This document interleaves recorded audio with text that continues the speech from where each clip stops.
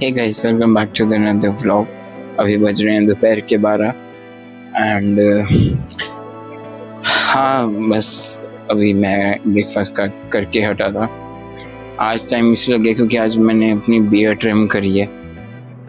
बस मस्टाच रहने दिए, बाकी बियर्ड सारी ट्रिम करी है, इसलिए उसमें टाइम लग गया। एंड आई गेस शेप अच्छी आ रही है। बाकी अभी आज तो मैं आपको अपनी वो लाइफ की जो एक छोटी सी मोटिवेशनल स्टोरी है वो तो सुनाऊंगा। बट उसके अलावा देखते हैं आज क्या करते हैं। पढ़ाई करूँगा और भी कुछ करूँगा। बाकी आज मैं थोड़ा सा मेंटली लो फील कर रहा हूँ, आई डोंट नो व्हाई। और मेरा मतलब थोड़ा सा मोरल डाउन हुआ, आई डोंट नो व्हाई, किस चीज़ से हुआ मुझे नहीं पता। तो हाँ, बस यही है। बट स्टोरी की कमिटमेंट है तो वो तो मैं पूरी करके रहूँगा। बाकी ठीक है, देखते हैं, पढ़ाई के बाद मिलते हैं आपसे। बने रहिएगा।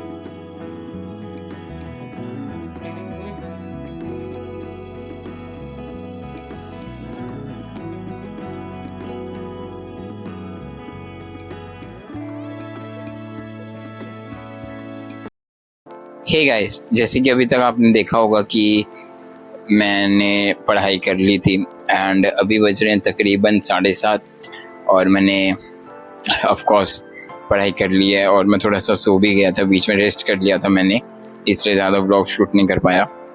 बाकी अब मेन टाइम पे आते हैं, स्टोरी पे। तो ये बात बहुत साल पहले की है। मैं यूकेजी में पढ़ता था और अब मैं ग्रेजुएशन कर रहा हूँ, तो देख लो कितने साल पहले की बात होगी अपने में ही। अब उस टाइम पे बच्चों में कैरम बोर्ड का बहुत क्रेज था, जैसे फिजिट स्पिनर का था ना कोविड से पहले, उस टाइप से। ठीक है, तो मेरे पास कैरम बोर्ड आया, मैं यूकेजी में था, मेरे को कैरम बोर्ड खेलना भी नहीं आता था। मैंने जैसे मान लो आज शाम को कैरम बोर्ड लिया, अगले दिन अपनी गली के 1-2 दोस्त जिनसे मेरी थोड़ी बातचीत थी उनको मैंने बुला लिया अपने घर पे एंड मैं उनके साथ खेलने लगा। अब कैरम बोर्ड में स्ट्राइकर, पहली बात तो मुझे कैरम बोर्ड के रूल्स ही नहीं पता, मैंने जस्ट बस ले लिया शौक का कि ट्रेंड में चल रहा है। पर ठीक है, जब वो दोस्त हैं उन्होंने बताया कि कैरम बोर्ड का क्या क्या रूल्स होते हैं, कौन से टोकन कितने नंबर का होता है। अब बात थी स्ट्राइकर को हिट करने की। अब स्ट्राइकर को हिट करने की नॉर्मल लोग ये टेक्निक यूज़ करते हैं, बट मेरे को वो आ नहीं रही थी क्योंकि ऑफकोर्स मैंने कभी खेला नहीं था, मुझे पता भी नहीं था। और उस दिन क्या हुआ, मेरे बिल्कुल नए कैरम बोर्ड पे मेरे दोनों फ्रेंड्स खेले एंड वो आपस में ही जीत गए एंड मैं जीत ही नहीं पाया। अब उसको आप ईगो इश्यूज बोलो, अब उसको आप बुरा लगना बोलो, कुछ भी बोलो, मेरे को बहुत बुरा लगा, बहुत बहुत ज़्यादा बुरा लगा। एंड आई गेस उस टाइम पे मेरे एग्जाम्स हो गए थे, 1-2 दिन की वेकेशंस थी। तो ये बात हुई। कट टू उसी दिन मैंने क्या करा, मैंने अपने अंदर मतलब एक प्रॉमिस करा अपने आप से कि मैं आज ही मैं ये कैरम सीखूंगा। मैंने मेरा यूजुअल बचपन में होता है ना, गर्मियों का टाइम था वैसे बेसिकली ये, तो जैसे गर्मियों में बच्चों का यूजुअली होता है। तो मैंने क्या करा, मैं सोया आराम से दोपहर को, अपना फ्रेश उठा, कुछ खाया पिया, कुछ भी करा। रात को 9:30, 8, 8:30 के आसपास मैंने अपनी मम्मा को बोला कि मम्मा मेरे को स्ट्राइकर से मारना सिखाओ। मम्मा ने मुझे टेक्निक बताई स्ट्राइकर मारने की कि बेटा कैसे मारना चाहिए, किस फोर्स से यूज़ करना चाहिए, जो भी करना चाहिए।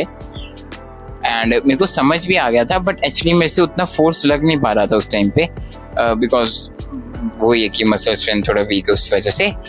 तो बाकी फिर मैंने धीरे धीरे सीखा, नहीं सीख पाया मैं, मतलब कोशिश करी बट नहीं सीख पाया।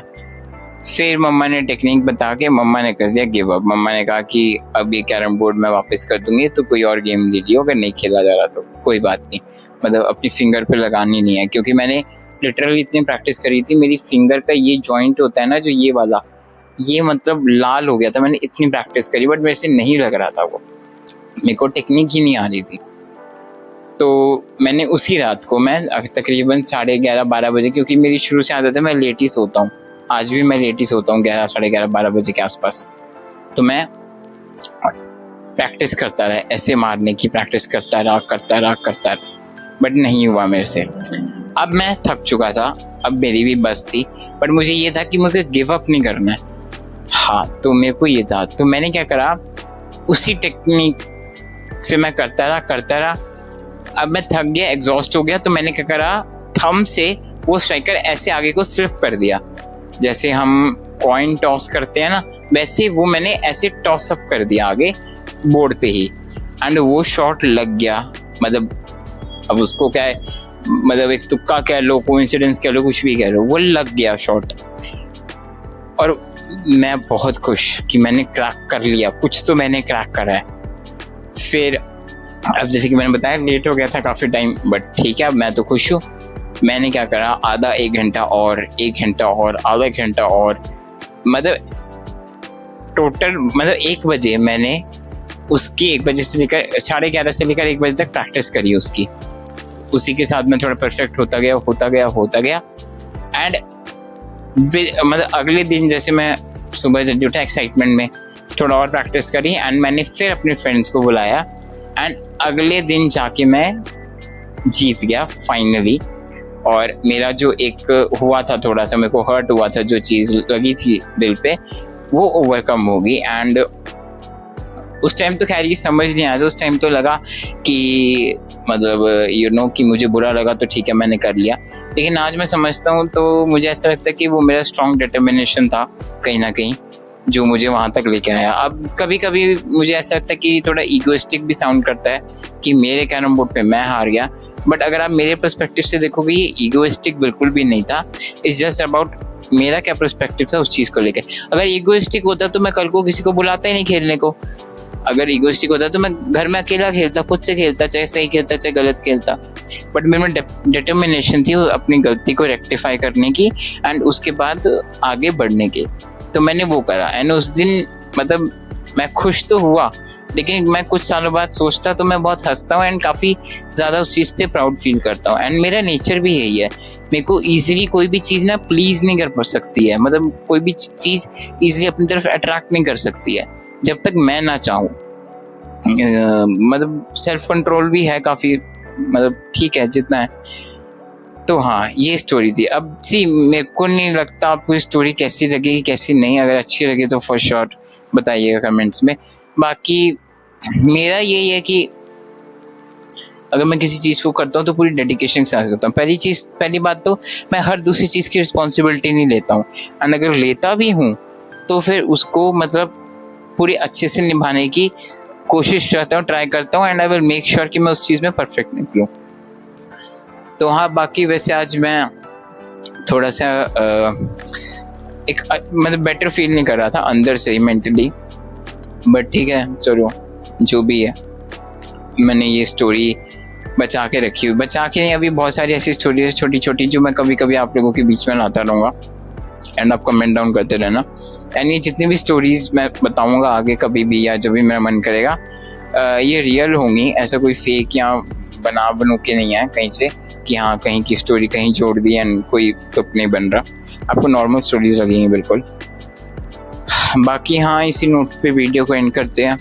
अगर आप यहाँ तक आए हो तो सब्सक्राइब करना, लाइक करना, कमेंट करना, शेयर करना अपने फ्रेंड्स एंड फैमिली के साथ। मिलते हैं जल्दी नेक्स्ट व्लॉग में। Thank you for watching.